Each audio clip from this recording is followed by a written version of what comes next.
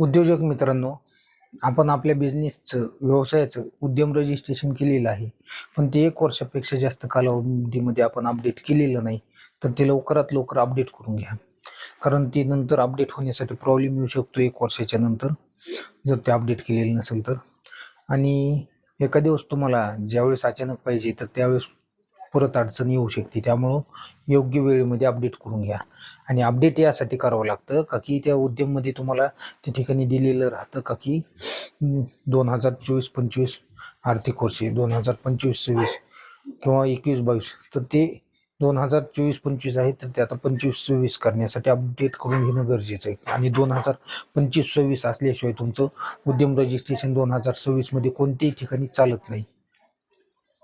त्यामुळं स्क्रीनवर दिलेल्या नंबरवरती लगेच संपर्क साधा आणि आपले उद्यम अपडेट करून मिळवा.